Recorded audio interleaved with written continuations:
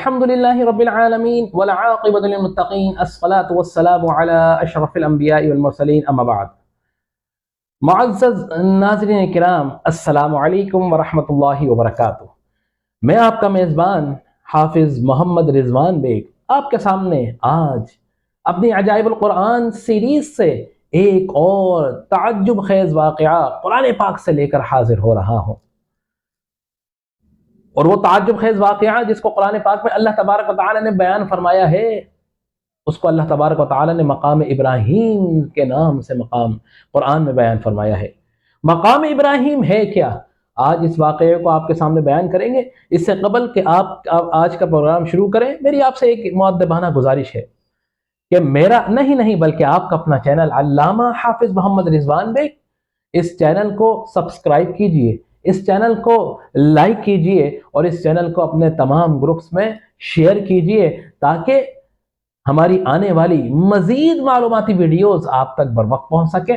ایک اور التجا کرنا چاہتا ہوں ناظرین کرام، میں آپ سے بڑی مؤدبانہ گزارش ہے کہ ہم قرآن پاک کے واقعات آپ کے سامنے پیش کرتے ہیں، قرآن پاک سے لی ہوئی باتیں اور معلومات آپ کے سامنے پیش کرتے ہیں، تو یہ بڑی قیمتی ہوتی ہیں. اور ہمارا بیان کرنے کا مقصد بھی یہی ہوتا ہے کہ ہر مسلمان قرآن پاک میں جو اللہ تبارک و تعالی نے بیان فرمایا ہے اس سے آگاہ ہو سکے. تو لہٰذا کہنے کا مقصد یہ ہے کہ ہماری ان ویڈیوز کو آخر تک ضرور ملاحظہ کیجئے اور ان ویڈیوز کو اپنے تمام دوست احباب میں اپنے گروپس کے اندر شیئر کیا کیجئے تاکہ اللہ تبارک و تعالی کے ان واقعات کو، قرآن پاک کی تعلیمات کو تمام مسلمان یہ سیکھ سکیں اور یہ آپ کے لیے صدقہ جاریہ ہوگا. ناظرین کرام، یہ صدقہ جاریہ ہے. دین کی بات آگے پھیلانا صدقہ جاریہ ہے. جتنی آگے پھیلتی چلی جائے گی، جو لوگ سیکھتے چلے جائیں گے، جس طرح ان کو ثواب ملتا چلا جائے گا تو یہ ثواب اسی طرح آپ کو بھی ملتا چلا جائے گا. تو ان ویڈیوز کو آخر تک دیکھا کیجیے اور اپنے تمام گروپس میں شیئر کیا کیجیے. آئیے ناظرین کرام، آج کا واقعے کو باقاعدہ طور پر شروع کرتے ہیں. مقام ابراہیم ہے کیا؟ ناظرین کرام، مقام کہتے ہیں کھڑے ہونے کی جگہ کو، قیام کرنے کی جگہ کو. حضرت ابراہیم علیہ السلام کا نام نامی ہے. تو مقام ابراہیم کا معنی یہ ہوا کہ وہ مقام کہ جہاں پر حضرت ابراہیم علیہ السلام کھڑے ہوئے. تو اب آپ کے ذہن میں یہ سوال ہوگا کہ کب کھڑے ہوئے؟ یہ کون سے مقام کا اللہ تبارک و تعالیٰ قرآن میں ذکر فرما رہا ہے؟ اور قرآن میں ذکر فرمانے کا مطلب ہے کہ یہ کوئی عام مقام نہیں ہے، یہ کوئی خاص مقام ہے.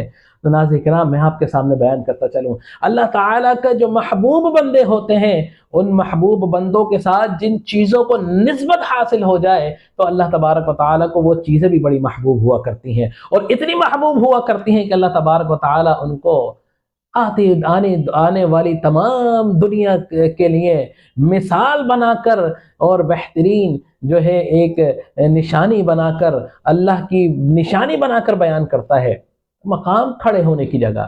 ناظرین کرام، اللہ تبارک و تعالی نے حضرت ابراہیم علیہ السلام کو مکہ مکرمہ کی زمین کو آباد کرنے کا حکم فرمایا.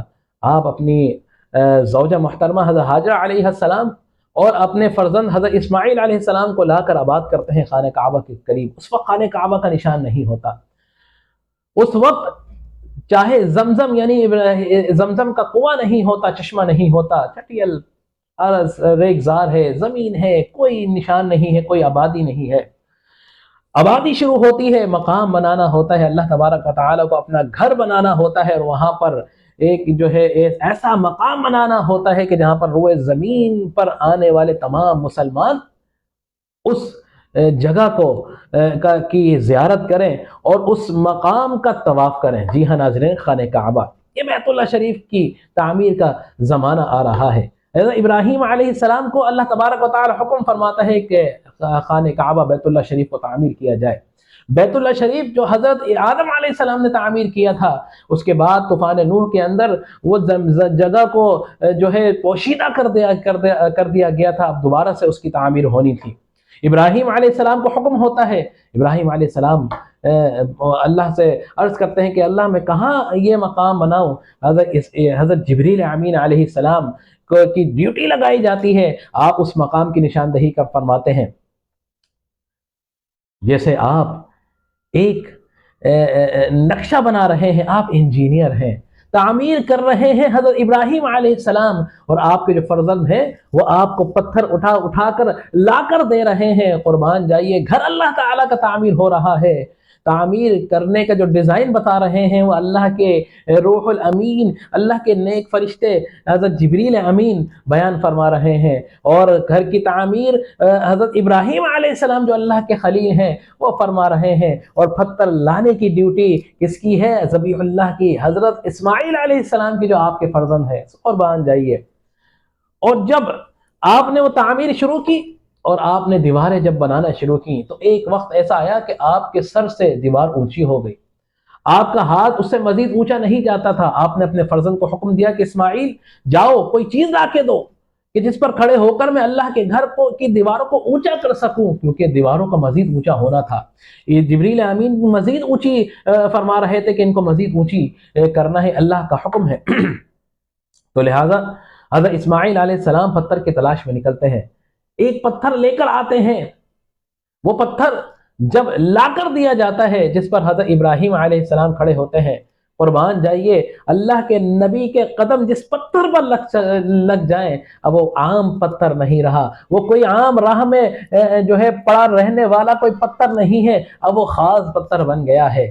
جس طرح مکان اللہ کا گھر تعمیر ہوتا چلا جا رہا ہے، اللہ تبارک و تعالیٰ نے اس پتھر کو یہ خاصیت عطا فرما دی، اور ابراہیم علیہ السلام کا یہ معجزے کا ظہور ہو رہا ہے کہ وہ پتھر اپنے مقام سے بلند ہوتا جا رہا ہے، بلند ہوتا جا رہا ہے، اور جس قدر آپ کو اونچائی کی ضرورت ہے اور مزید اونچی دیوار ہونے کی جو ہے ضرورت پڑ رہی ہے، وہ پتھر اسی طرح وہ پتھر اپنی جگہ سے اٹھتا چلا جا رہا ہے۔ لیکن اس بات کا بھی خیال ہے کہ اس پتھر پر کھڑے حضرت ابراہیم اللہ کے خلیل ہیں، پتھر بڑا سخت ہوتا ہے، لیکن اللہ کو اپنے محبوب پر جو کسی قسم کی کوئی سختی ہے وہ بھی ناگوارا ہے۔ حضرت اللہ تبارک و تعالیٰ اس پتھر کو حکم دیتے ہیں کہ اے پتھر میرا خلیل تجھ پر کھڑا ہے، خبردار اس پر سختی نہیں محسوس ہونے دینا۔ تو وہ پتھر ملائم ہو جاتا ہے، موم کی طرح نرم ہو جاتا ہے، اور حضرت ابراہیم علیہ السلام اس پر بآسانی کھڑے ہیں، موم کے اوپر کھڑے ہیں، اور آپ کے جو قدم مبارک ہیں اس کے نقش اس پتھر پر لگ جاتے ہیں، دس جاتے ہیں، وہ مقام ان کے آپ کے قدموں کے نشان اس پتھر پر آ جاتے ہیں۔ اب وہ پتھر کوئی عام پتھر نہیں ہے، وہ پتھر کوئی عام پتھر نہیں ہے، اس پتھر کو اللہ تبارک و تعالیٰ نے نسبت ابراہیمی عطا فرما دی ہے۔ اب جس پتھر کو اللہ تبارک و تعالیٰ اپنے محبوب کی نسبت عطا فرما دے پھر وہ کوئی عام چیز نہیں ہوتی۔ اس پتھر کا اللہ تبارک و تعالیٰ نے قرآن پاک میں پہلے سپارے میں سورہ بقرہ میں آیت نمبر 125 میں اس طرح بیان فرمایا، بسم اللہ الرحمن الرحیم، وَإِذْ جَعَلْنَا الْبَيْتَ مَثَابَةً لِلنَّاسِ وَأَمْنًا وَاتَّخِذُوا مِن مَّقَامِ إِبْرَاهِيمَ مُصَلًّى، اور جب اللہ تبارک و تعالیٰ نے ابراہیم کو اپنا گھر تعمیر بنانے کا حکم دیا تو اللہ تبارک و تعالیٰ نے کہ نبی نے جس پتھر پر کھڑے ہو کر اس عمارت کی دیواروں کو بلند کیا، اس پتھر کو اللہ تبارک و تعالیٰ نے حضرت ابراہیم علیہ السلام سے نسبت عطا فرما دی۔ اللہ تبارک و تعالیٰ نے فرمایا کہ اے ابراہیم یہ پتھر عام نہیں رہا، اب یہ وہ پتھر ہو گیا کہ جس میں آپ کے مبارک قدموں کی نسبت حاصل ہو گئی، اس پتھر کو یہیں رکھ دیجئے، اور آتی دنیا تک تا قیامت تک جو بھی میرے گھر کا طواف کرنے آئے گا وہ اس پتھر کے سامنے کھڑے ہو کر عبادت میری کرے گا، سجدہ میرے لیے ہوگا، لیکن اس پتھر کے سامنے کھڑے ہو کر وہ نماز ادا کرے گا۔ قربان جائیے ناظرین کرام، اس پتھر کو اللہ تبارک و تعالیٰ نے وہ نسبت عطا فرما دی۔ یہ وہ پتھر ہے ناظرین کرام جس کو اللہ تبارک و تعالیٰ نے حضرت ابراہیم علیہ السلام کہ جب خانہ کعبہ کی تعمیر فرمائی تو یہ اونچا بلند ہوتا چلا گیا، اور اس کے بعد اس پتھر کو اللہ تبارک و تعالیٰ کے حکم سے خانہ کعبہ کے ساتھ ہی متصل ہی رکھا گیا۔ لیکن جب سیلاب آیا حضرت عمر فاروق کے دور میں اور یہ پتھر اپنے مقام سے ہٹ گیا تو حضرت عمر رضی اللہ تعالیٰ عنہ نے کچھ گز کے فاصلے پر اس پتھر کو نصب فرما دیا اور اس کے جو ہے ارد گرد دیواریں اٹھا دی، ایک چھوٹی سی عمارت بنا دی تاکہ یہ پتھر محفوظ رہے۔ یہ حضرت ابراہیم علیہ السلام کا وہ معجزہ ہے ناظرین کرام کہ جو آج بھی اللہ تبارک و تعالیٰ کے گھر کا طواف کرنے والے خوش نصیب مسلمان حضرت ابراہیم علیہ السلام کے اس معجزے کو اپنی نگاہ سے جو ہے زیارت کر کے آتے ہیں۔ یہ آج بھی وہ معجزہ حضرت ابراہیم علیہ السلام کا آج بھی موجود ہے۔ اور 2 رکعت نماز واتخذوا من مقام ابراہیم مصلی، کہ اللہ تبارک و تعالیٰ نے حکم فرمایا کہ بناؤ مقام ابراہیم کو اپنے نماز پڑھنے کی جگہ۔ تو آج بھی مسلمان جاتے ہیں اور 2 رکعت نماز اس مقام پر جا کر ادا کرتے ہیں۔ تو یہ وہ پتھر ہے۔ اور روایتوں میں آتے ہیں ناظرین کرام 3 مرتبہ حضرت ابراہیم علیہ السلام اس پتھر پر کھڑے ہوئے۔ جی ہاں ناظرین، 3 مرتبہ۔ وہ کون کون سے مقام ہیں، وہ کون کون سے جو ہے وقت پر کھڑے ہوئے؟ تو روایتوں میں آتے ہیں ناظرین کہ ایک وقت وہ تھا کہ جب آپ کی بہو حضرت اسماعیل علیہ السلام کی جو بیوی تھی، آپ نے جب عرض کی اپنے سسر یعنی ابراہیم علیہ السلام سے کہ میں آپ کا سر دھلا دوں، تو جب آپ اپنے گھوڑے سے اترے تو وہ یہ اسی پتھر پر کھڑے ہو کر آپ نے اپنے سر کو دھلوایا، آپ نے اپنا سر دھلوایا۔ تو یہ وہ پتھر تھا جب پہلی مرتبہ آپ اس پتھر پر کھڑے ہوئے۔ اور ناظرین کرام دوسری مرتبہ جب آپ اس پتھر پر کھڑے ہوئے تو وہ یہی مقام، وہ یہی واقعہ تھا جو آج آپ کے سامنے پیش کیا، یعنی خانہ کعبہ کی تعمیر کے دوران کہ خانہ کعبہ کی دیواروں کو اونچا کرتے وقت آپ اس پتھر پر کھڑے ہوئے۔ یہ دوسری بار تھا۔ اور تیسری مرتبہ جب آپ اس پتھر پر کھڑے ہوئے تو وہ وقت تھا کہ جب اللہ تبارک و تعالی نے یہ حکم فرمایا کہ اب جاؤ اور پہاڑ پر کھڑے ہو کر تمام دنیا کے مسلمانوں کو یہ ندا لگا دو کہ آؤ اس گھر کا طواف کرو، اس گھر کا طواف کرو جو اللہ تعالیٰ کا گھر تعمیر کیا گیا ہے۔ تو لہٰذا اللہ تبارک و تعالیٰ کے نبی حضرت ابراہیم علیہ السلام جب ابی قبیس پر جا کر کھڑے ہو کر اسی پتھر پر کھڑے ہوتے ہیں اور اسی پتھر پر کھڑے ہو کر ندا لگاتے ہیں کہ وَأَذِّن فِي النَّاسِ بِالْحَجِّ يَأْتُوكَ رِجَالًا وَعَلَىٰ كُلِّ ضَامِرٍ يَأْتِينَ مِنْ كُلِّ فَجٍّ عَمِيقٍ، کہ یہ گھر تعمیر کیا گیا ہے، آؤ اس گھر کا طواف کرو۔ تو ناظرین کرام مفسرین کرام فرماتے ہیں کہ جن لوگوں نے اس وقت حضرت ابراہیم علیہ السلام کی ندا پر لبیک کہا ہوگا، وہ خوش نصیب مسلمان ہوں گے جو خانہ کعبہ کی جو بیت اللہ شریف کا طواف کریں گے، زیارت کریں گے، حج کریں گے۔ اور جن لوگوں نے جتنی مرتبہ لبیک کہا وہ اتنی مرتبہ اللہ تعالیٰ کے گھر کا طواف کریں گے، حج کریں گے۔ اور جن لوگوں نے نہیں کہا ہوگا وہ اس گھر کی حاضری نہیں دیں گے۔ اللہ تبارک و تعالیٰ سے دعا ہے کہ اللہ تعالیٰ ہم بھی ہوں ان خوش نصیبوں میں کہ جب حضرت ابراہیم علیہ السلام نے حج کی ندا لگائی ہوگی تو ہم بھی وہ خوش نصیب ہوں گے کہ ہم نے بھی بار بار لبیک کی صدائیں بلند کی ہوں گی، اور ہمیں بھی باادب حاضری اپنے گھر کی خانہ کعبہ کی بیت اللہ شریف کی اور مسجد نبوی کی زیارت عطا فرما۔ یہ وہ مقام تھا ناظرین کرام۔ تو 3 مرتبہ آپ اس پتھر پر کھڑے ہوئے، 3 مرتبہ مختلف مقام پر۔ یہ اس پتھر کو وہ نسبت ہے کہ جو آج تک تا قیامت تک وہ پتھر آج خانہ کعبہ کے کچھ گز کے فاصلے پر یہ پتھر رکھا ہوا ہے، اور آج کرسٹل کی ایک بال ہے کہ جس کے اندر سنہری ڈالیوں کے درمیان یہ پتھر موجود ہے، اور آج بھی لوگ اس پتھر کی جا کر زیارت کر رہے ہیں۔ اور حضرت ابراہیم علیہ السلام کی معجزہ جو اس وقت آپ سے معجزے کا ظہور ہوا تھا، آج بھی رہتی دنیا تک مسلمان اس معجزے کو اپنی آنکھوں سے دیکھ رہے ہیں۔ ناظرین کرام، یہ آج کا واقعہ تھا جو آپ کے سامنے میں نے اپنی عجائب القرآن سیریز سے تعجب خیز واقعہ مقام ابراہیم کے نام سے پیش کیا۔ اس سے کچھ باتیں پتہ چلتی ہیں، کچھ نکات نکلتے ہیں ناظرین کرام۔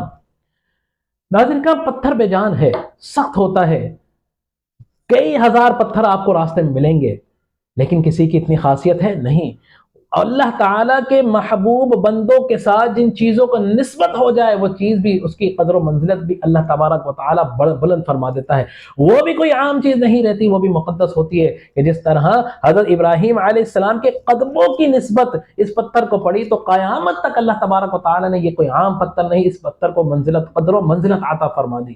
یہ پتھر ہے ناظرین کرام، تو جس پتھر پر کسی اللہ کے بندے کے، کسی نبی کے، کسی محبوب ہستی کے جب قدم مس ہو جائیں تو اس بے جان پتھر کی قدر و منزلت اللہ تبارک و تعالیٰ اتنی بلند فرما دیتا ہے۔ تو ناظرین کرام، آج جہاں وہ مقدس ہستیاں جس مقام پر موجود ہیں، جن آپ کے جسم اطہر جہاں پر موجود ہیں، تو وہ مقام کتنا مقدس ہوگا، وہ مقام کتنا مقدس ہوگا کہ جہاں حضرت ابراہیم علیہ السلام پر آرام فرما رہے ہیں، جہاں پر ہمارے آقا و مولا حضرت محمد مصطفیٰ صلی اللہ تعالی علیہ وسلم آج آپ آرام فرما رہے ہیں، تو وہ جو مقام ہوگا جہاں پر آپ کے جسم اطہر سے جو ذرات مس ہو رہے ہوں گے، ان ذرات کو اللہ تبارک و تعالی نے کتنی قدر و منزلت عطا فرمائی ہے۔ ناظرین کرام، یہ آج کا پیغام تھا کہ اللہ کے محبوب بندوں کے ساتھ جو چیزیں مس ہو جائیں ان چیزوں کا اللہ تبارک و تعالیٰ اتنا مرتبہ بلند فرما دیتا ہے کہ قیامت تک جو لوگ بھی حج بیت اللہ کا طواف کریں گے وہ خانہ کعبہ